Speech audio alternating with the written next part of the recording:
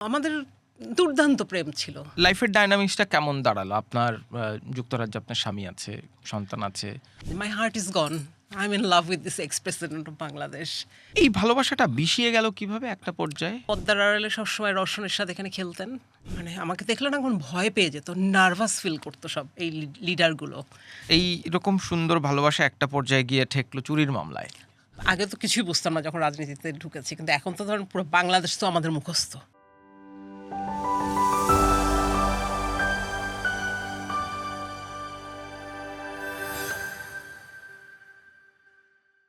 চুল তার কবেকার, অন্ধকার বিদিশার নিশা, মুখ তার শ্রাবস্তির কারুকার্য। এই কবিতা শুনেই নিজের নাম নিজেই ঠিক করেছিলেন বিদিশা। ভর্তি হয়েছিলেন স্কুলে, কিন্তু তার পরবর্তী জীবনটা আর কবিতার মতো ছন্দময় ছিল না। নানান উত্থান পতনের সাক্ষী হয়েছেন নিজের জীবনে। কখনো একজন বরেণ্য সাহিত্যিকের কন্যা, কখনো প্রেসিডেন্টের স্ত্রী। সব মিলিয়ে তার জীবন নিয়ে একটু কথা বলতে চাই। দিনা থেকে যেভাবে বিদিশা হয়ে উঠলেন, কখনো বিদিশা এরশাদ, কখনো বিদিশা সিদ্দিক। আমাদের আজকের পডকাস্ট কথা চুলেকের অতিথি বিদিশা। কেমন আছেন বিদিশা? আমি ভালো আছি, আপনি কেমন আছেন? Thank you so much for inviting. দিনা থেকে বিদিশা হয়েছি, বা Bidisha Siddique, Bidisha Ershad, this are all আমার নামেরই পার্ট, কিন্তু আমি মানুষটা কিন্তু সেমই আছি।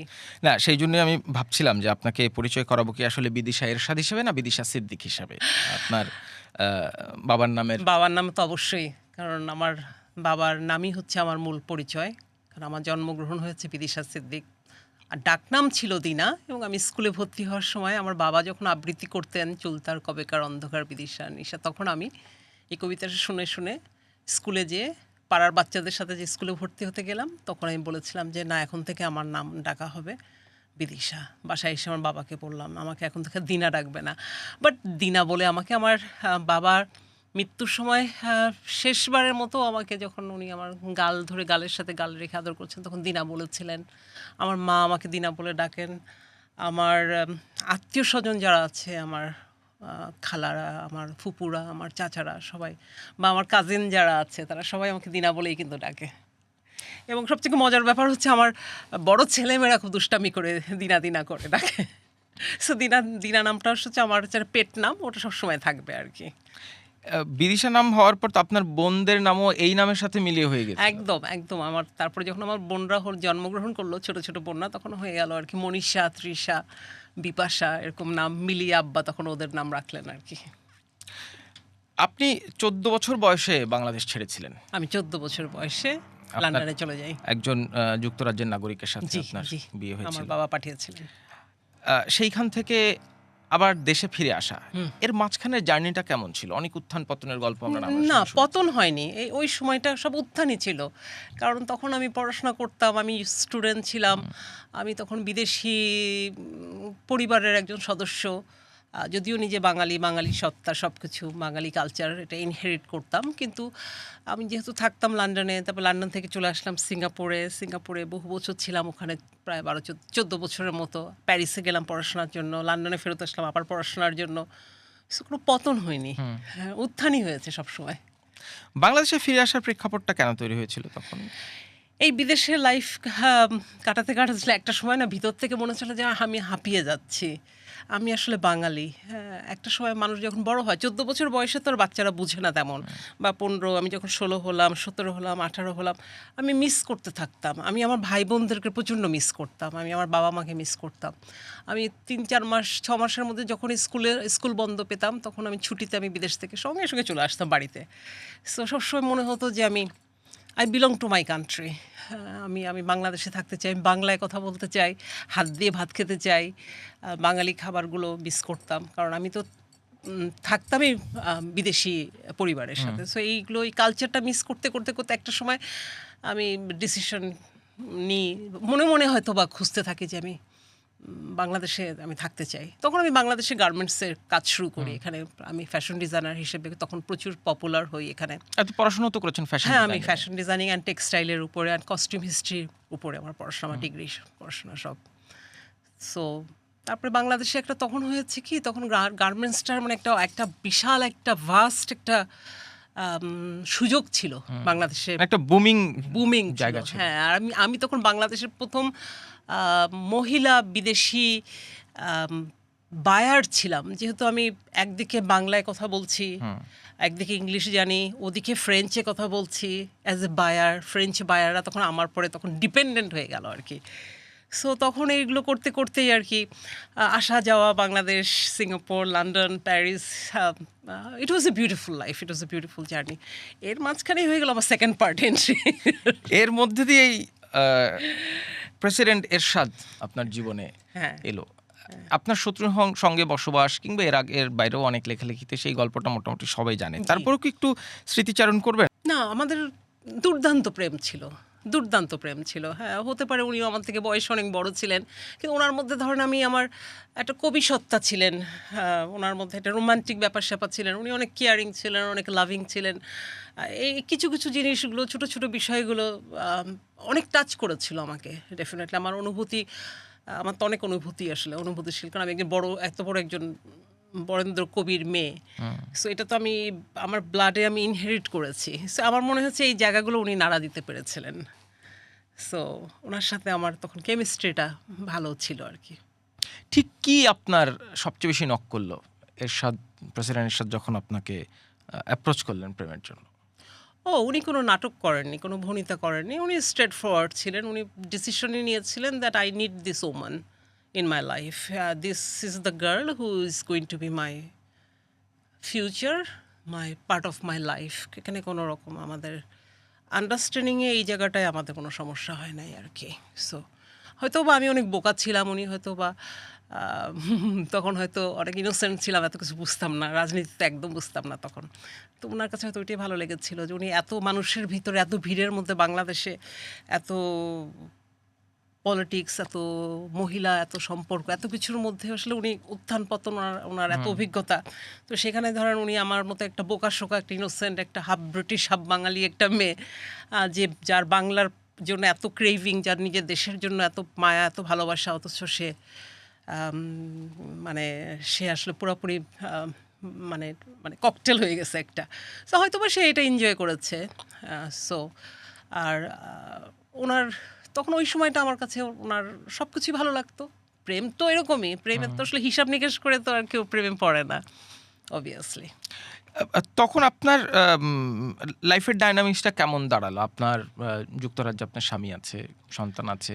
হ্যাঁ, আমি তাকে জানালাম যে আমি ওনার সাথে পরিচয় হয়েছে, আমি আই লাইক দিস পারসন, আমার কাছে ওনার কোম্পানিটা ভালো লাগে। ওনার কাছে উনি তখন আমাকে, অফকোর্স উনি আমাকে বললেন যে তোমাকে আমি অনেক ফ্রিডম দিয়ে বড় করেছি, তোমাকে আমি ছোটোবেলায় তোমার বাবা আমাকে তোমার দায়িত্ব দিয়েছে, আমি তারপর থেকে তোমাকে লেখাপড়া শেখাচ্ছি, তোমাকে মানুষ করেছি, বড় করছি, তোমার ছোটো ছোটো দুটো বাচ্চা আছে, সো তুমিও এখন বড় হচ্ছ, তোমার বাচ্চাদের সাথেই বেসিক্যালি তো আমি বড় হয়েছি। তো উনি বললেন যে হ্যাঁ, মানুষের লাইফে তো প্রেম আসবে, চেঞ্জ, বাট এই প্রেমটা কিন্তু ডেঞ্জারাস প্রেম হয়ে যাবে। ওনারা ইংল্যান্ডে আমাকে বিদ বলে রাখতো। সো যে বিদ, এটা কিন্তু খুব ডেঞ্জারাস খেলা হবে, এটা তুমি পারবা না, তুমি কিন্তু এখানে টিকতে পারবো না এখানে। He is, do you know who he is, do you have an idea about this person? তুমি যার সাথে মন চায় তুমি প্রেম করো, তুমি ডিভোর্স ছেলে, আমি তোমাকে ডিভোর্স দিয়ে দিব, that's okay, but don't do anything like this, যেটা তুমি হ্যান্ডেল করতে পারবে না। তুমি তো ঢাকা শহরই চিনো না, তুমি তো রাজশাহী থেকে ফ্লাইটে উঠে তুমি লন্ডনে চলে এসছো, তুমি তো বাংলাই ঠিক মতো বলতে পারো না, লিখতে পারো না, তুমি কিভাবে ওনার মতো একটা মানুষের এখানে সামথিং ইজ রং, মানে ওরা অ্যাপ্রিহেন্ড করেছিল, হুইচ ইজ প্রবাবলি রাইট। ওনারা আগে থেকেই মানা করেছিল, কারণ ওই ভদ্রলোকের, ব্রিটিশ ভদ্রলোকেরও যথেষ্ট অভিজ্ঞতা, উনি বাংলাদেশেতে এসেছেন বহুবার, রাজশাহী ইউনিভার্সিটিতে ভিজিটিং প্রফেসর হিসেবে আমার বাবার আন্ডারে উনি রিসার্চ করেছেন আর কি। সো দ্যাট ওয়াজ ইট। আমি খুব অনেস্ট ছিলাম, কারণ আমি ব্রিটিশদের সাথে থেকে একটা জিনিস শিখেছিলাম যে আমাকে অনেস্ট হতে, কথা বলতে হবে, আমার কোনো লুকাচুরির কোনো জায়গা এখানে নাই। সো আমি স্ট্রেট ফরওয়ার্ড, আমি তার কাছে সাবমিশন রাখি, তার কাছে আমি অ্যাডমিট করি, তাকে বলি যে my heart is gone, I am in love with this ex president of Bangladesh. So এটার কোনো কারণ বা কি, I don't know, I have no idea. He is very caring, very loving. ওই জিনিসগুলো হয়তো আমাকে টাচ করতে পেরেছিল আর কি। মানে ছোট্ট একটা ঘটনা বলি, হয়তো উনি আমাকে ফোন করেছে সিঙ্গাপুরে, এশা সাহেব, তখন হচ্ছে আমরা জাস্ট আমাদের পরিচয় হওয়ার পরই উনি হয়তো বলতেন যে তোমার চুল কি খোলা নাকি তোমার চুল বাঁধা? এটা শুনে মরে যাই, মানে এরকম করে কথা তো কেউ বলেনি কখনো। বা উনি হয়তো বলতেন যে তুমি কখনো কাজল লাগাওনি, তুমি কি কোনোদিন লিপস্টিক লাগাও না? না, আমরা তো মেকআপ করি না কখনো, উই লিভ ন্যাচারালি। আর এগুলো নিয়ে আসলে আমরা তেমন একটা এক্সপেরিমেন্ট করি না। মানে আগের আমলে তো এত কিছু, এত মেকআপ টেকআপ আসেওনি তেমন একটা, বা আমার এত সুযোগ ছিল না। সো এরশাদ সাহেব হচ্ছে উনি এরকম করে সুন্দর সুন্দর করে কথা বলতেন। হ্যাঁ, উনি সারপ্রাইজ দিতেন। মানে আমি যখন একবার, আমার মনে আছে যে আমি আমার বইতেও লিখেছি যে আমি ঘুম থেকে উঠে টের পেলাম যে একটা ভিজা রুমাল, শিউলি ফুলের গন্ধ আমার গালের কাছে কে জানি রেখে চলে গেছে।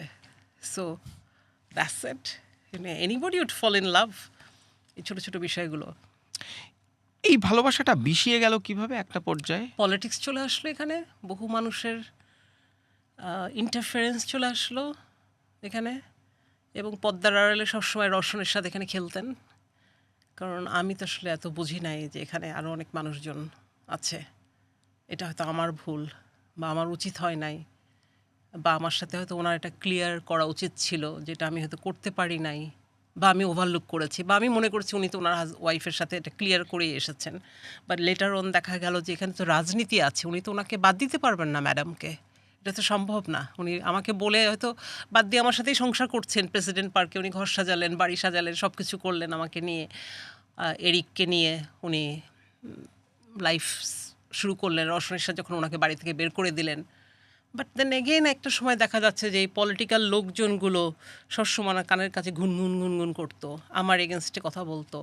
তারা আমাকে আসলে একসেপ্ট করতে পারে নাই। যে স্বাভাবিক, আমি একটা অল্প বয়সী একটা মেয়ে, 30 বছরের একটা মেয়ে, একজন প্রেসিডেন্ট, 70 বছরের একজন প্রেসিডেন্টকে আমি অ্যাডভাইস করছি, আমি যেটা বলছি উনি সেটা করছেন, তাকে নিয়ে আমি হয়তো গাড়ি চালাই, তাকে নিয়ে ঘুরছি। আর এখানে ওখানে হয়তো ড্রাইভার আসেনি, উনি হয়তো বলতেন ড্রাইভার তো আসে নাই, আমি কীভাবে যাবো ওই প্রোগ্রামে। আমি হয়তো বলতাম আরে আমি আছি না, আমি তো ভালো driver, let me take you. আমি হয়তো ধাম করে গাড়ি বের করে ওনাকে নিয়ে যেয়ে দিয়ে আসলাম। তখন এই জিনিসগুলো আসলে মানে আমাদের দেশের সোসাইটি না, আগের ওই সময়টার কথা বলছি আমি, মানে একসেপ্ট করতে পারতো না মেয়েরা একটু এত অ্যাক্টিভ হবে।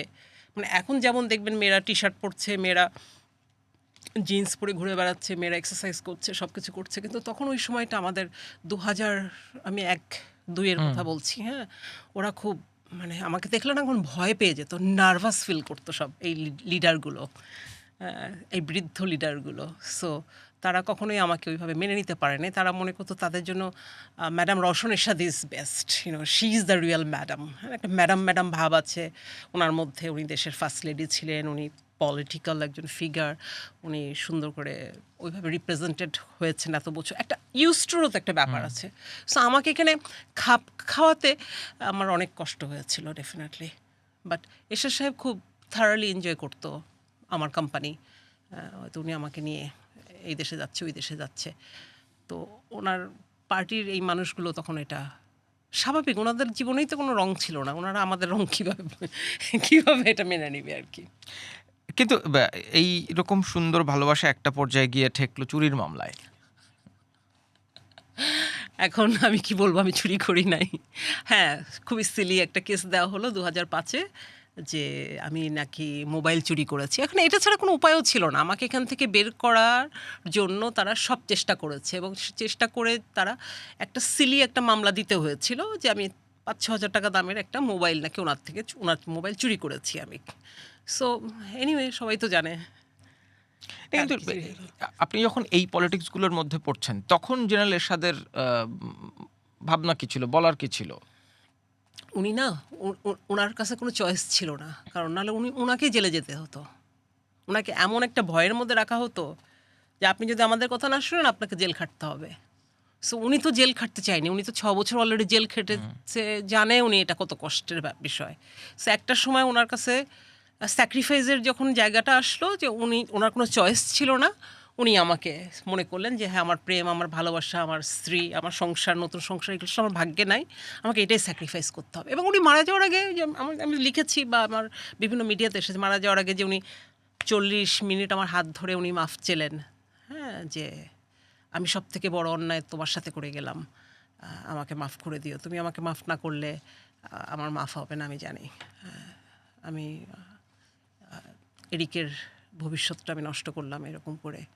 সো ওনার মধ্যে ওই কষ্টটা ছিল, কারণ ওনার সাথে আমার মনের দিক দিয়ে কিন্তু কোনো সেপারেশন হয় না। হ্যাঁ, আমি যখন জেল থেকে বের হলাম অবভিয়াসলি অনেক কেস কাছারি এগুলো হলো। এরপরেও তো এরিকের কারণে ধরুন আমাদের আবার মিল মহব্বত হলো একটা সময় এসে। আমরা দুবাড়িতে থাকতাম কিন্তু আমাদের সবসময় দেখা সাক্ষাৎ হতো, কথাবার্তা হতো। পলিটিক্যাল অনেক কারণে উনি আমার অ্যাডভাইস নিতেন। আর সারাক্ষণই আমি তো তাকে ফোনে ফোনে অ্যাডভাইস তখন তখন ছিল মজার, কারণ তখন এই পলিটিক্যাল এই লিডারগুলো ওনার তখন তারা মানে কিছু করার নাই। হ্যাঁ, যে স্যার তো ঠিকই ওই তার ছেলের মার সাথেই আছে, মানে মেন্টালিতে তো আছে, বা তার কথাই তো শুনে, বা তার অ্যাডভাইস এখনও নেয়। So, গুরুত্বটা ছিল, আমাদের দেখা সাক্ষাৎ কম হলেও গুরুত্ব ছিল। বা ওনার কোনো ফেভারিট কোনো রান্না বান্না, যেহেতু আমি বলে যে আমি খুব ভালো রান্না করি আর কি। আমার একটা এরকম একটা আমার মানে একটা সময় উনি বলতেন যে আমি আসলে তোমার রান্নার জন্যই তোমাকে বিয়ে করেছি, কারণ আমি পৃথিবীর বিভিন্ন দেশে ট্রাভেল করেছি, বিভিন্ন দেশ থেকে আমি রান্না শিখেছি। কারণ আমার রান্নাটা একটা আমার মোস্ট ফেভারিট কাজ, একটা আর্ট আমি মনে করি। তো ওনাকে আমি সবসময় খাবার পাঠাতাম, বা এরিক যখন আসতো রান্না করে খাবার দিয়ে দিতাম ওনার জন্য।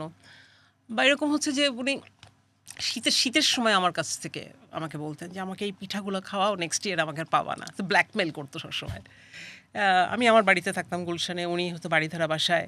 সো তারপরেও আমাদের এই কানেকশনটা ছিল সবসময়। হ্যাঁ, বা হয়তো মনে থেকে কিছু খেতে ইচ্ছা করছে, ওনাকে তো ওরকম তো আর কেউ ওনার ওই বাড়ি থেকে তো আর কেউ কখনো কিছু পাঠাতো না, কখনো টেক কেয়ার করতো না। ওনার শরীর খারাপ হলো, ওনার জন্য স্যুপ বানায় পাঠাচ্ছি আমি হয়তো, বা হয়তো উনি আপনার শবে বরাতের সময় ওই যে হালুয়া বানায় না আমাদের দেশে, তো উনি আপনার হালুয়া খুব পছন্দ করতেন।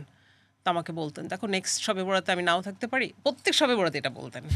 তা আমার জন্য এবারে তুমি একটু সব রকমের হালুয়া প্লিজ প্লিজ। আর আমি খুব ভেজিটেবল দিয়ে হালুয়া বানাই, মানে বানাতে পারি। সো এটা আমি সবসময় বানিয়ে পাঠাতাম ওনাকে।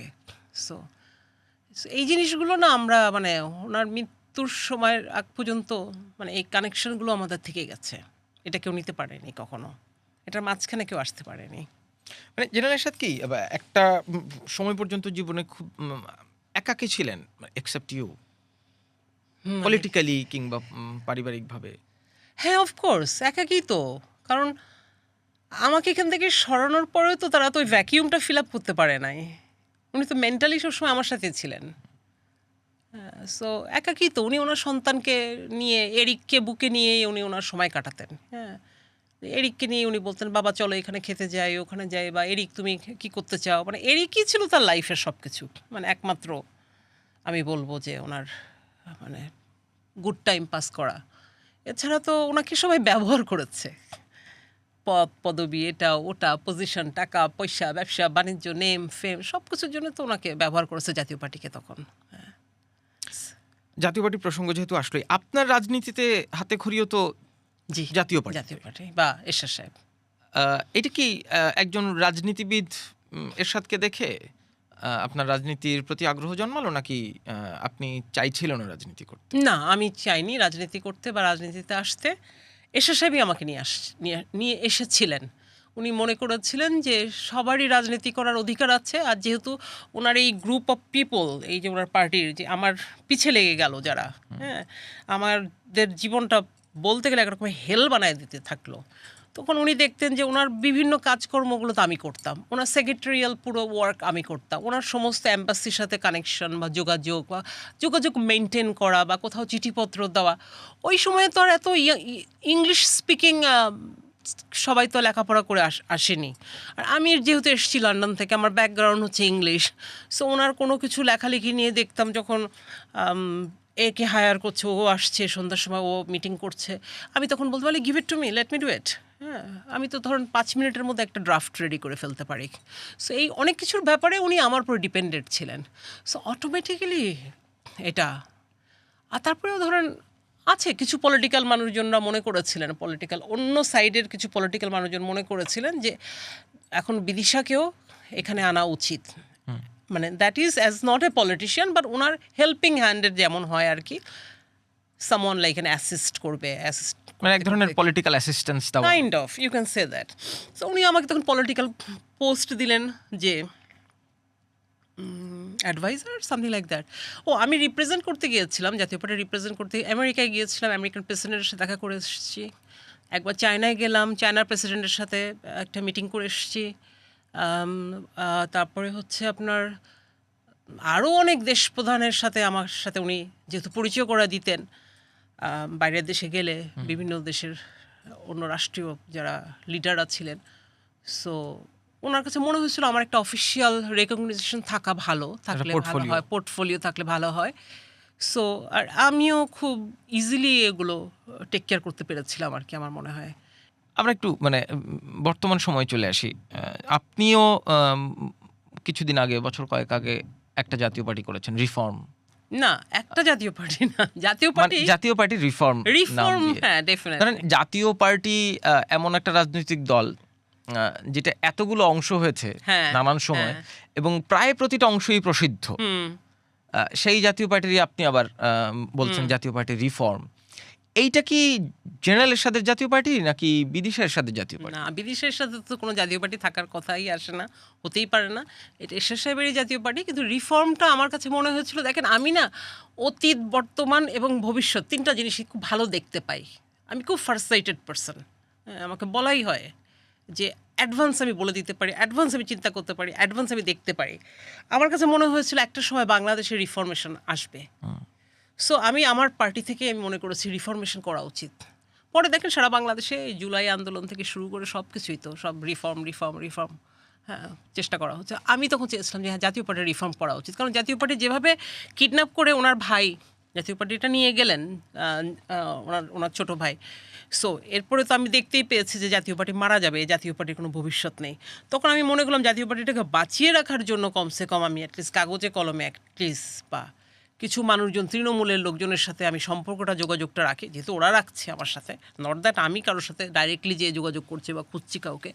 সো আমার কাছে মনে হয়েছে রিফর্ম করলে ফিউচারে জাতীয় পার্টির একটা, আজ হোক কাল হোক পরশু হোক, জেনারেশন তো চেঞ্জ হচ্ছে না, সবাই তো সেই আগের সেই আপনার সেই 80 বছরের সেই লিডারদেরকে নিয়ে জাতীয় পার্টি এখন আর কেউ করবে না। কিন্তু রিফর্ম কি করতে পারলেন? কারণ এখন যারা জাতীয় পার্টির নিজেদেরকে নেতৃস্থানীয় মনে করেন, তাদের সাথে আপনার এক ধরনের রাজনৈতিক বিরোধ, পাল্টাপাল্টি মন্তব্য, এরা তো আছেই। ফলে জাতীয় পার্টি, যেটা হোসেন মোহাম্মদ এরশাদের জাতীয় পার্টি বলে আমরা চিনি, সেটাকে আর কার্যত রিফর্ম করতে পারা গেল না, রিফর্ম করতে ওভাবে আমরা পারিনি, কিন্তু আমরা ধরেন 40টার উপরে কমিটি করেছি সারা বাংলাদেশে। কিছু কাজকর্ম এখনও চালিয়ে যাচ্ছি আমি, যেটা আপনার ডিজিটালি করা যায়, কানেক্টেড করা যায়, কানেক্টিভিটিটা বাড়িয়েছি। আর হচ্ছে আপনার জাতীয় পার্টিতে এখন যারা আছে তারা তো ধরেন এবার ইলেকশনই তো দেখলেন সব জিরো হয়ে গেল, জাতীয় পার্টিতে তো তারা ধস নামিয়ে ফেললো, তারা শেষ করে ফেললো। সো আমিও জানতাম যে আসলে এই জাতীয় পার্টিটা এরকমই অবস্থা হবে, আগে থেকেই বলেছিলাম আমি যে হ্যাঁ এটা হোক, হওয়ার পরে সময় আসুক, সময় আসলে আমাদের তো তাড়া নেই কোনো, আমাদের এজও আছে, আল্লাহ আমাদেরকে শরীর স্বাস্থ্যও ভালো রেখেছে, আমরা রাজনীতিটা এখন আরও ভালো বুঝি, আরও বাংলাদেশটা সম্পর্কেও আমাদের এখন বেটার আইডিয়া আছে। এখন তো ধরেন আগে তো কিছুই বুঝতাম না যখন রাজনীতিতে ঢুকেছি, কিন্তু এখন তো ধরেন পুরো বাংলাদেশ তো আমাদের মুখস্থ, তাই না, প্রতিটা সিট আমাদের মুখস্থ। সো জাতীয় পার্টির এই অবস্থাটা কেন হলো আপনি মনে করেন? কারণ ধরেন জেনারেল এরশাদ বেঁচে থাকা অবস্থায়ও আওয়ামী লীগের সাথে যুক্ত হয়ে তিনি নির্বাচন করেছেন, তাকে নির্বাচন থেকে বিরত রাখা নিয়ে অনেকগুলো ঘটনা ঘটেছে, এবং আওয়ামী লীগের যে কার্যক্রমগুলোর কারণে দলটিকে সমালোচনা করা হয়, যে জন্য জুলাই অভ্যুত্থান হয়েছে বলে মনে করা হয়, জাতীয় পার্টিকে তার সহযোগী বলা হয়ে থাকে, এবং তাকে এক ধরনের সরকারি বিরোধী দল বলা হতো যখন জাতীয় পার্টি প্রধান বিরোধী দলে ছিল সংসদে। এই কাজগুলো কি জাতীয় পার্টির রাজনৈতিক ভুল ছিল নাকি নেতৃত্বের রাজনৈতিক দুটোই সিদ্ধান্ত ছিল? দুটোই ভুল ছিল। কারণ লিডারশিপ জিনিসটা আসলে সবার মধ্যে নাই। লিডারশিপ সবাইকে দিয়ে হয় না। এরশাদ ইজ ইউনিক। আপনি এরশাদের কোনো বিকল্প কোনো কিছু হবে না, ইটস নট পসিবল। হ্যাঁ, আমি বিদিশা এরশাদ আমি মনে করি আমি unique, only one piece in whole Bangladesh. আমার বিকল্প কোনো বিদিশা এখনও জন্মগ্রহণ করেনি। সো এটা হচ্ছে একটা আলাদা জিনিস, এটা আল্লাহ খুদা প্রদত্ত একটা জিনিস। হ্যাঁ, তো এরশাদের জায়গায় ধরেন যিনি এসছেন ওনার ভাই, তো উনি তো আসলে ওই এরশাদের কারিশমা তো ওনার মধ্যে নেয়, উনি তো আস্তে আস্তে ধ্বংসই করে ফেলেন জাতীয় পার্টি, ধরে উনি বিক্রি করে ফেলেন বলতে গেলে। এবং ওনারা যে পরিমাণে আপনার আওয়ামী লীগের সুযোগ সুবিধা তারা নিয়েছে, তারা তো কোনো রাজনীতি করে নাই, তারা শুধু তাদের পকেট নীতি করেছে। কিন্তু জেনারেল এরশাদ বেঁচে থাকা অবস্থাও তো আওয়ামী লীগকে সেই সমর্থন তিনি দিয়েছিলেন। উনি ছিলেন আন্ডার প্রেশার, ওটাও একটা অন্যরকম, কিন্তু এরশাদ সাহেবকে দিয়ে তো সব কিছু করাতে পারতো না। এরশাদ সাহেবের মধ্যে যে গাটসটা ছিল, যে কোথায় থামতে হবে, কোথায় কি বলতে হবে, সেটা ধরেন একটা একটা বিষয়। আর এরশাদ সাহেবের পরে যারা আসছে সেটা তো তখন তো শেষ করে ফেলেছে তারা। এরশাদ সাহেব তো তার পার্টি শেষ করে নাই। এই বাস্তবতায় জাতীয় পার্টির রাজনীতির কোনো ভবিষ্যৎ দেখেন? ও ইয়েস, ডেফিনেটলি। আমি তো জাতীয় পার্টির খুব ভালো ভবিষ্যৎ দেখছি। শুধু লিডারশিপ চেঞ্জ করতে হবে, আর কিচ্ছু না, নেতা চেঞ্জ করতে হবে। আমার কর্মীরা তো জাতীয় পার্টিকে ভালোবাসে, তারা তো এরশাদ সাহেব কী করেছে তারা সেটা ভুলে যায় নাই। তারা তাহলে তো আপনার প্রতিনিয়ত যে ফিডগুলো আসে, প্রেসিডেন্ট এরশাদ বাংলাদেশকে ইসলামিক রাষ্ট্র করেছেন, প্রেসিডেন্ট এরশাদ বাংলাদেশকে শুক্রবার ঘোষণা করেছেন, রাষ্ট্রীয় ছুটি দিয়েছে, প্রেসিডেন্ট এরশাদ হিন্দুদের জন্য এটা করেছেন, প্রেসিডেন্ট এরশাদ এই যে বাদগুলো করেছেন। হ্যাঁ, মানে মানে আপনি লিস্ট দেখলে যোগাযোগ ব্যবস্থা নিয়ে প্রেসিডেন্টের কি সাথে করে নাই, উনি কি করে নাই। শোনা যায়। হ্যাঁ, একটা না, এরকম প্রশংসা আমি 153টা আমার মুখস্থ আছে, আর তারপরে আমি আর মুখস্থ করতে পারি নাই। না, উনি অনেক ভালো ভালো কাজ করেছেন, এবং মানুষ সারাক্ষণ, তারা রংপুরের মানুষরা সারাক্ষণ বলছে আমাকে, আমার সাথে তো তারা কানেক্টেড আছে, কারণ এরিকের একটা পার্ট তো রংপুরে আছে, এরিকের বাড়ি রংপুরে, ওখানে আছে, আমাদের ব্যবসা বাণিজ্য রংপুরে আছে। সো রংপুরের মানুষের সাথে আমাদের যোগাযোগ বন্ধন, এটা তো আমরা ছিন্ন করতে পারিনি। জাতীয় পার্টির যে ভবিষ্যৎ আপনি বলছেন যে ভালো ভবিষ্যৎ, সেই ভবিষ্যতের সাথে কি আপনার সম্পৃক্ততা থাকবে নাকি আছে? আমি থাকলে জাতীয় পার্টি টিকবে, আমি না থাকলে টিকবে না, সম্ভব না।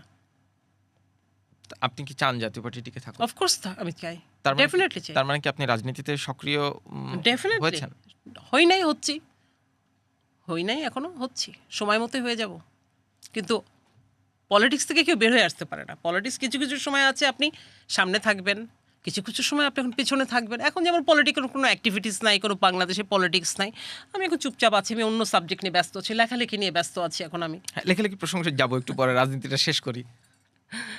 সো আমি তখন পলিটিক্যাল লেখাগুলো লিখছি রেগুলার, জাতীয়- কারেন্ট অ্যাফেয়ার্স নিয়ে লেখালেখিগুলো করছি। জাতীয় পার্টির যে রাজনৈতিক বেজ বলা হয় উত্তরবঙ্গ, উত্তরবঙ্গ, সেই উত্তরবঙ্গে জাতীয় পার্টি রাজনীতিতে প্রায় শূন্য অবস্থায় এসে একদম পৌঁছেছে শূন্য। গত নির্বাচনে। নির্বাচনে অংশগ্রহণ না করা থেকে শুরু করে সেই সকল আসন প্রায় শূন্য। জামায়াতে ইসলামের দখলে, কিছু জায়গা বিএনপির দখলে।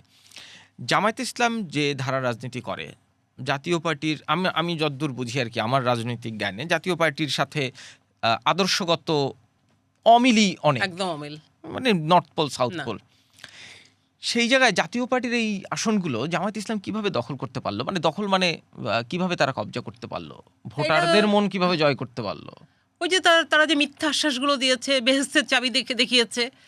আর এখানে জাতীয় পার্টির যে মেন, যে এখন চেয়ারম্যান যে আছে, সে তো যায়নি তার এলাকায়। আর জামাতরা তো খুব শৃঙ্খল, অর্গানাইজড হয়ে তারা খেলেছে। তারা তো ঘরে ঘরে ঘরে ঘরে ঘরে ঘরে প্রত্যেকটা মানুষের দুটো কান সুন্দর করে করে করে করে করে করে তারা তাদেরকে বুঝিয়েছে, শিখিয়েছে, জানিয়েছে। সো আমরাও সেটা আমাদের করতে হবে। কিন্তু ওই যে বললাম, আমাদের যেহেতু লিডারশিপের গণ্ডগোল সমস্যা, সো এটা যখন আমাদের চেঞ্জ হয়ে যাবে, সেই কাজটা আবার আমরাও করব। কিন্তু সেই লিডারশিপটা চেঞ্জ করবে কে? মানে জাতীয় পার্টির তৃণমূলের নেতাকর্মীরা তারাও কি খুব একটা সক্রিয় হতে পারছে?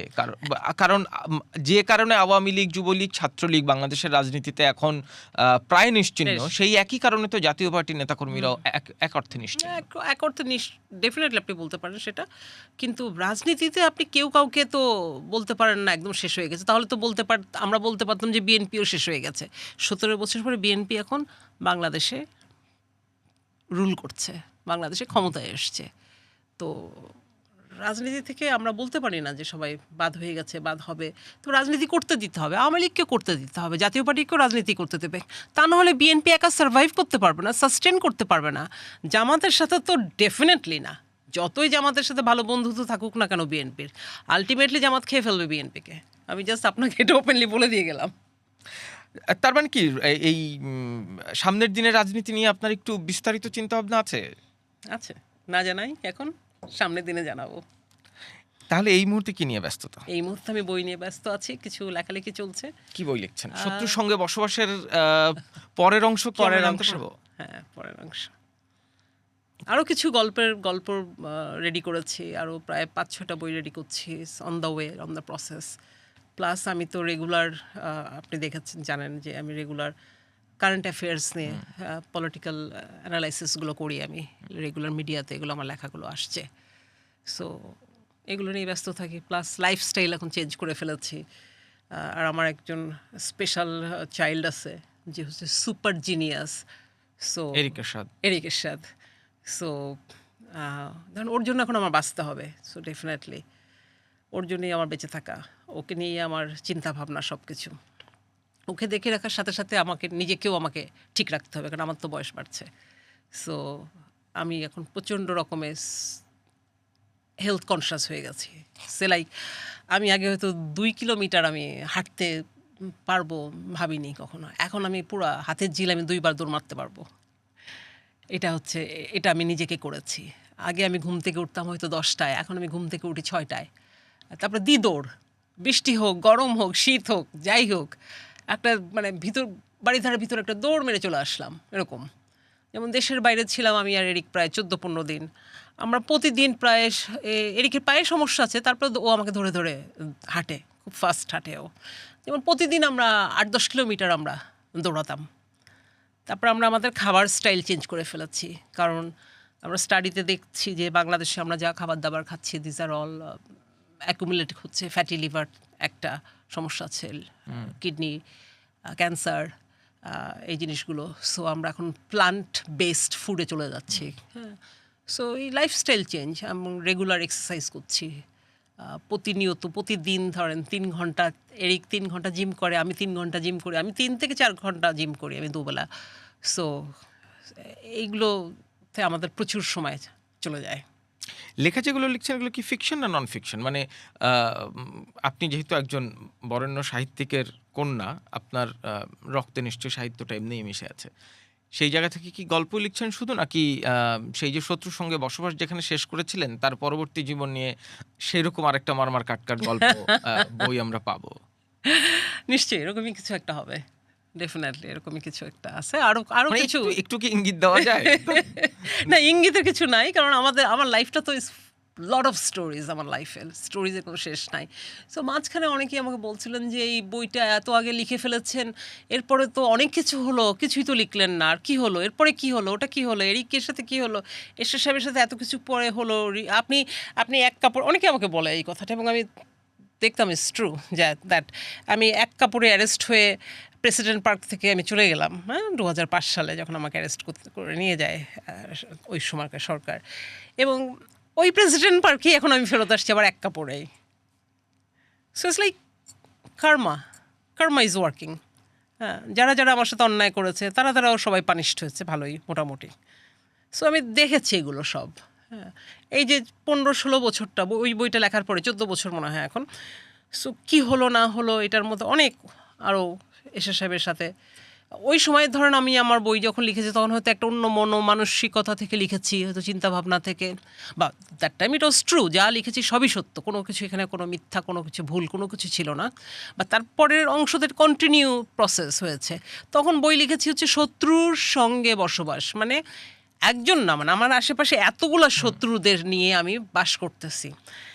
এখন যেমন দেখি যে এখন তারপরে কি হলো যে আমি যেমন আমার সন্তানরা, আমার বেস্ট ফ্রেন্ড, আমার পৃথিবী, আমার 4টা সন্তান, আমার জীবনে আরেকটা সন্তান এসেছে, সে হচ্ছে আমার মায়া, আমার অ্যাডপ্টেড মেয়ে। অ্যান্ড আমার সব থেকে মানে আমাদের কি বলবো, মানে দ্য মোস্ট প্রেশাস, আমাদের পুরো পরিবারটাকে যে বন্ডিংয়ের মধ্যে রেখেছে যে সেটা হচ্ছে মায়ার কারণে আজকে আমরা সব, ওরা সব বাকি 3 ভাই বোনরা খুব কানেক্টেড থাকে। যেমন ঢাকায় এখন এরিক আর আমি একসাথে থাকি, লন্ডনে আমার বড় ছেলে মেয়েগুলো আগের ঘরের 2 ব্রিটিশ সন্তানরা আছে, আর মায়া তো লন্ডনে চলে গেছে তার বড় বোনদের কাছে, ভাই বোনের কাছে। তো মায়া ওখানে এখন O-level পরীক্ষা দিচ্ছে।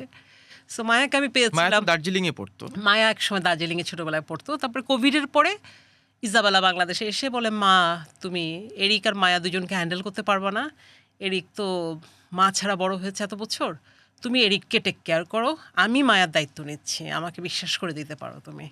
আর মায়াও সবসময় লন্ডনে থাকতে চেত আর কি, মানে ও বেড়াতে গেলেও ফেরত আসতে চেত না। সো মায়া খুব সুন্দর করে অ্যাডপ্ট করে ফেলেছে। মায়া এই যে মায়ার লাইফটা, হ্যাঁ, এই যে মায়ার একটা ছোট্ট একটা 1 মাসের একটা অসুস্থ বাচ্চাকে কেউ ফেলে দিয়েছে, যে বাচ্চার কি রক্ত, কি গ্রুপ, কে বাবা কে মা, কোথা থেকে এসেছে না এসেছে আই ডোন্ট নো, আমার কাছে মনে হচ্ছে এটা মাটির দলা। এই মায়াকে আমি একটা জীবন দিয়েছি, একটা ফুলের মতো ফুটে উঠেছে মায়া। এই মায়া আস্তে আস্তে আস্তে আস্তে তার মায়া দিয়ে যে বড় করেছে, যে পরিবার ধরে রেখেছে মায়া, এই মায়াকে ঘিরে যে আমাদের স্বপ্ন, আমাদের জীবন, সব কিছু, আমাদের বেঁচে থাকা সব কিছু, এই মায়াকে এরশাদ সাহেব আদর করতেন, প্রচণ্ড ভালোবাসছেন, বেসেছিলেন এরশাদ সাহেব, অনেক আদর করতেন। মায়ের সাথে এরিকের ইন্টারাকশন, মায়ের সাথে আমার যে বন্ডিং, আমি একটা সময় এরিককে ছাড়া থাকতে হতো, কারণ এরশাদ সাহেব এরিককে কয়েক বছর ওনার কাছে রেখেছিলেন, আমার সাথে দেখতে দেয়নি তখন।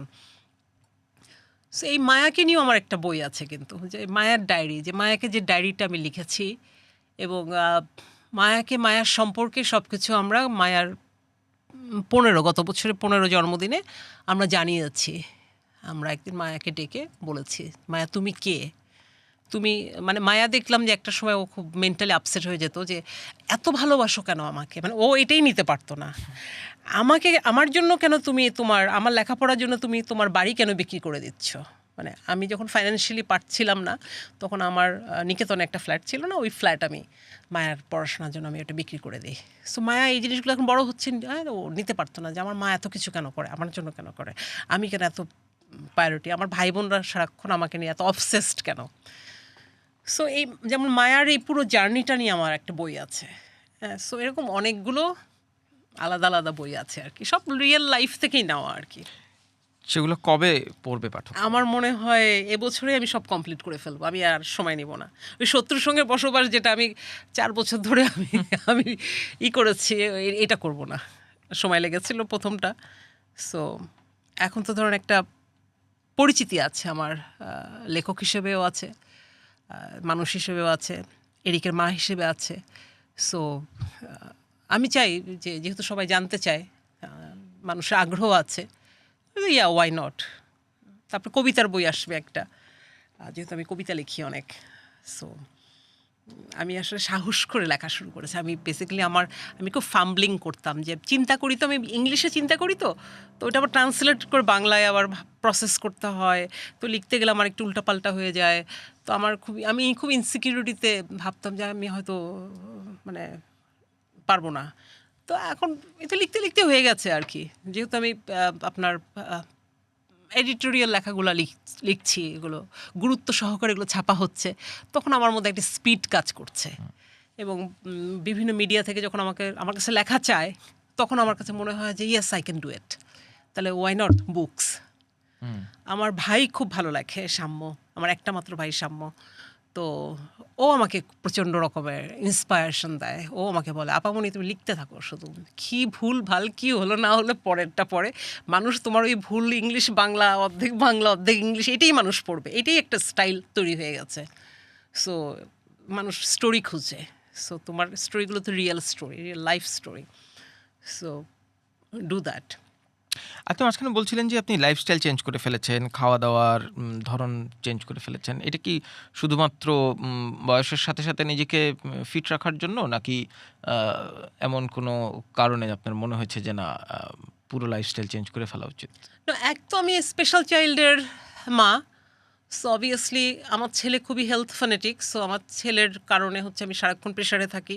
ফ্রেঞ্চ ফ্রাই খাওয়া যাবে না, বার্গার খাওয়া যাবে না, ফ্রাইড চিকেন খাওয়া যাবে না, এটার মধ্যে এত ক্যালোরি, এটার মধ্যে সারাক্ষণ আমি এটার মধ্যেই থাকি আর কি। আচ্ছা আচ্ছা আচ্ছা, ঠিক আছে ঠিক। মা তুমি না দুপুরে ভাত খেয়েছো, তো তুমি রাতে ভাত খাচ্ছ কেন? তুমি তো দুবার ভাত খেতে পারবা না। মা তুমি 7টার পরে কেন খাচ্ছ? মানে কন্টিনিউয়াস এরিক হচ্ছে আমার একটা টাইম বম থাকে আর কি। এইটা একটা বিষয়। 2 হচ্ছে আমি হচ্ছে মনে করলাম যে যেহেতু এরিকের বাবা নাই, আর আমার ফ্যামিলিতে তো ফ্যামিলি মেম্বার্স খুবই কম, মানে ওর ভাই বোনরা থাকে বিদেশে, আমি একা বাংলাদেশে। সো ওকে দেখে রাখার জন্য তো আমার আসলে হেলদি থাকতে হবে। আর আমার ছেলেমেয়েরা লন্ডন থেকে সারাক্ষণ বলতে থাকে যে ফর গডস সেক তুমি আর্লি রাইজ করো, সকাল সকাল ঘুম থেকে উঠো, এক্সারসাইজ করো, এগুলো আছে। আর একটা মেডিকেল একটা অ্যালার্মিং একটা ঘটনা ঘটেছে, আমাকে রং ডায়াগনোসিস করা হয়েছে বাংলাদেশে কিছুদিন আগে। সো তারপরে আমি যে রিসেন্টলি বাইরে গিয়েছিলাম, বাইরে যাওয়ার পরে তখন ওরা আবার সব নতুন করে সব টেস্ট সব কিছু করে ওরা তখন বললো যে না, ইট ওয়াজ এ রং ডায়াগনোসিস, তুমি ইউর পারফেক্টলি ওকে, তোমার বডিতে আসলে 0% হচ্ছে কোনো অসুখ বিসুখ আছে, তুমি শুধু যেভাবে আছো তুমি এভাবে লাইফস্টাইলটা শুধু চেঞ্জ রাখো, তুমি কোনো রকম। আমি খুব বেশি কফি অ্যাডিক্টেড ছিলাম, সো ওখান থেকে যেমন এখন আমি গ্রিন টিতে চলে এসেছি। আর ওরা আমাকে বললো যে সমুদ্রের নিচের খাবার দাবার, মাছ খেলেও সমুদ্রের মাছ, এবং মাছটা যেন শুধু বয়েল হয়, 0% সুগার, 0% অয়েল, 0% কার্বোহাইড্রেট। তুমি যদি এটা করতে পারো it will be very good, কারণ এটা হচ্ছে আমার বডির জন্য নাকি খুব ভালো হবে আর কি। আসলে প্রতিটা মানুষই কিন্তু ডিফারেন্ট, হ্যাঁ। এবং এটা করলে দেখা গেল যে, এটা করার পরে দেখা গেল যে আমি আই ফিল মাচ বেটার। আমি এখন সকাল 5টার সময় উঠছি, আমি 4:45 আমি নামাজ পড়ে আমি আমার লাইফ শুরু করছি, যে ঠিক আছে আমি 2 ঘন্টা লেখালেখি করি, 2-3 ঘন্টা লেখালেখি করে আমার জিম ইনস্ট্রাক্টর চলে আসে, আমার বাড়িতে জিম আছে একটা। সো এরিকও উঠে যায়, তারপরে আমার ইনস্ট্রাক্টরও চলে আসে। আমার স্বর্ণা ওর নাম, ও হচ্ছে আমার খুব ভালো একটা, মানে মেয়ের মতো, কিন্তু যেহেতু আপুটাকে, বাট ও আমার লাইফস্টাইলটা পুরো হেল্প করেছে এই চেঞ্জটার জন্য। আমার পুরো বডিটাকেও ফ্লেক্সিবল করে দিয়েছে। এখন আমি এখন যা মন চাই আমি তাই করতে পারি আর কি, মানে দৌড়াদৌড়ি করতে পারি, আমার স্টিফনেস নাই। এখন আমি 8তলা সিঁড়ি দিয়ে উঠতেছি, 10তলা সিঁড়ি দিয়ে উঠতেছি, সিঁড়ি দিয়ে নামছি। সো এগুলো সব আমি আমি চিন্তা করে দেখলাম, হ্যাঁ লাইফে আসলে এত খাওয়া দাওয়া করেছি, একটা জায়গায় না থামতে হয়, আমরা না থামতে জানি না। So like it's time to give a pause to your body as well. আর তারপরে হয় কি, একটা বয়সে আসার পরে তখন মানুষ তো আসলে এত খেতেও পারে না, এত খাওয়াটাও ঠিক না, মানে ডাইজেস্টও তো করতে হবে, তাই না? ডাইজেস্টও করতে পারে না। আর আমি ওই যে সাতুরি ফাইন আর্টসে জয়েন করেছি, ওখানে আমি বাঁশি বাজানো শিখছি। So that's kind of healing as well. আমি মেডিটেশনও করছি ওখানে, আর বাঁশির প্রত্যেক সপ্তাহে একদিন ক্লাস আছে আমার। সো এত কিছুর মধ্যে আবার রাজনীতিটা যখন আসবে, তখন কি এত কিছু করতে পারবেন? হ্যাঁ, ওয়াই নট? এটা আমার নিজের পার্সোনাল লাইফ। আমার পার্সোনাল লাইফ তো এখানে তো অন্য কেউ নেই, একটাই মানুষ, সেটা হচ্ছে এরিককে টেক কেয়ার করা। আর নিজেকে ভালো থাকা, পজিটিভ থাকা, হেলথি থাকা, এটা যদি, এইগুলো যদি আমি করতে পারি, তখনই আমার মনে হয় আমি দেশের জন্য, মানুষের জন্য, আমার এলাকার জন্য আমি কিছু করতে পারবো, আমি কিছু দিতে পারবো। আমি যদি নিজেই হেলথি না থাকি, ভালো না থাকি, সুস্থ না থাকি, আমি তখন কি করবো? আমি তখন কি দিব? আমার দেওয়ার কি থাকবে? শুধু বড় বড় লেকচার, বড় বড় ডায়লগ দিলে তো হবে না। এরিকের সাথে আপনার সম্পর্কটা কেমন? মানে ও একজন বিশেষ চাহিদা সম্পন্ন সন্তান আপনার, এবং আমি শুনেছি তার আক্ষরিক অর্থেই বিশেষ কিছু গুণ আছে। ও মা, সে পাজল মিলাতে পারে ও মা, হাজার হাজার। হাজার হাজার। আর 8,000 শেষ করে গেলাম আমরা এখান থেকে ব্যাংককে 2 সপ্তাহ আগে। ওখানে যে একটা পাজল ভিলেজও বের করেছে গুগল সার্চ করে, বলে চলো আমরা ওখানে যাবো। ওকে, লেটস ডু ইট। তারপরে ওটা ফাইন্ড করে আমরা গেলাম। ওখানে যাওয়ার পরে দেখলাম একটা বিশাল পাজল ওয়ার্ল্ড। যে মালিক, আমি ওকে জিজ্ঞেস করলাম তুমি এটা কেন বানিয়েছো, পাজল ভিলেজ কেন বানিয়েছো, এত পাজলস কেন? বলে আমার একটা স্পেশাল চাইল্ড আছে। আমি ওকে, আই আন্ডারস্ট্যান্ড নাও। ওকে, এই যে আমারটাও দিয়ে গেলাম এখানে। তারপরে দেখি ওই ভদ্রলোকের সাথে এরিকের একটা খুব সুন্দর একটা গল্প, কথাবার্তা সুন্দর, মানে এইটা এই পিস, এত পিস, এইটা হলে কেমন হয়, ওটা হলে কেমন হয়। এখন এরিক বলে আমি তো 8,000 শেষ করেছি। আমি বললাম তুমি এখন 8 শেষ করলে তুমি 10-এ যাও, এর উপরে যেও না। বলে না আমি 20-এ যাবো। হয় না, তুমি 20-এ গেলে তোমার মাথা সব চুল পড়ে যাবে, তখন দেখতে কেমন লাগবে, তুই পাগল হয়ে যাবা। তো বলে যে না, আমাকে প্লিজ, আমাকে। আমি বলছি না 20-এ না, তাহলে তুমি 12-তে যাও। তো 12,000 পিস, হ্যাঁ ওইটা ও ঢাকায় নিয়ে আসছে। এখন ওই 12,000 পিস ও এখন মিলাবে, এখন বসে বসে বসে বসে বসে, মানে ইটস ইনক্রেডিবল। ওকে ফলো করা, ওর সাথে টাইম পাস করা, পৃথিবীতে এর থেকে সুন্দর কিছু নেই। হ্যাঁ, এবং ও ঘুম থেকে কে কখন কোন দেশে আছে ওইটা ফোন করে করে খবর নিবে। ওর বোন হয়তো এখন আফ্রিকা, যেমন ইসাবেলা এখন যে ও হচ্ছে ব্র্যাকের সাথে আছে, তো ওখানে হয়তো বা ইসাবেলা ওখানে রোয়ান্ডাতে কোনো কাজে গেছে। ও কিন্তু টাইম ঠিক দেখবে গুগলে, ওখানে কয়টার সময় কি, কোথায় কোন দেশে ওর বোন আছে, সেখানকার টাইম অ্যাডজাস্ট করে সে ফোন করবে, খোঁজ নেবে। ভাই হচ্ছে মিউজিশিয়ান, ভাইয়ের বিভিন্ন দেশে বিভিন্ন জায়গায় শো থাকে। সো হয়তো ফোন করে বলো তোমার না শো আছে আজকে এতটার সময়, তুমি শোয়ের ব্যাপারে কি করছো, খোঁজ নিবে। হ্যাঁ, মায়া তুমি স্কুল থেকে কি ফিরছো, তুমি কি ঠিক আছো, তুমি কি ঠিক মতো খাওয়া দাওয়া করছো, তোমার তো কষ্ট হচ্ছে, তুমি ছোটো মানুষ, একা একা রান্না করো, একা একা খাও। সো এরিকের মধ্যে এই গুণাবলীগুলো আছে। যেমন যেমন ও লর মুখস্থর, সিআরপি সব মুখস্থর, পড়া শেষ, কমপ্লিট। তোকে বলি যে বাবা পরীক্ষাটা যে দিতে হয়, বলে মা রবীন্দ্রনাথ কি পরীক্ষা দিয়েছিল? নো। টম ক্রুজ কি পরীক্ষা দিয়েছিল? নো। কেটি পেরি কি পরীক্ষা দিয়েছে? ও তো school drop out, don't you know that? Okay fine. তো ওর কথা হচ্ছে আমার যে পরীক্ষা নিতে আসবে মা, সে কি আমার থেকে বেশি শিক্ষিত?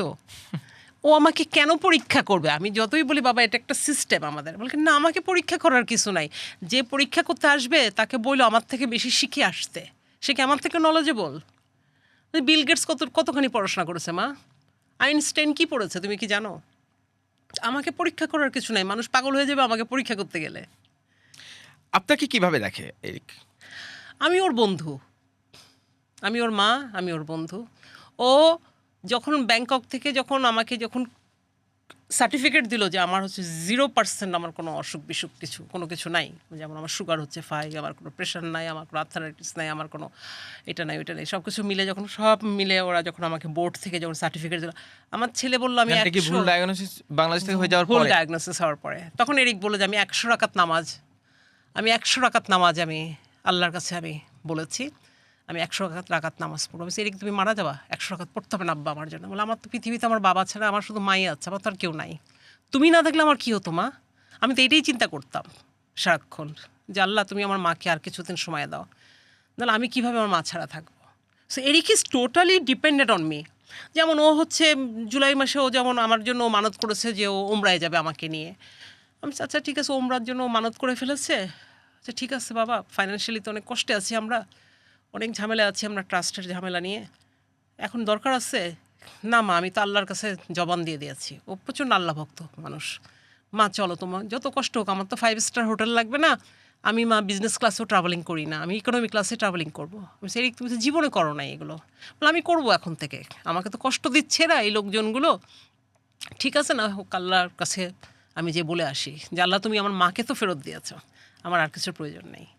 সো এই যে এরিকের আন্ডারস্ট্যান্ডিং, রেকগনিশন, এই যে এরিকের বন্ডিং আমার সাথে, আমার পরে এরিকের ডিপেন্ডিং করাটা, these are like a big things. মানে আমার জীবনে না আর কোনো চাহিদা নাই, কোনো চাওয়া পাওয়া নাই। এরিকের সামনের দিনগুলো নিয়ে আপনি কি ভাবেন, ওর ভবিষ্যৎটা নিয়ে, ওর সামনের দিন নিয়ে? এরিকের একটা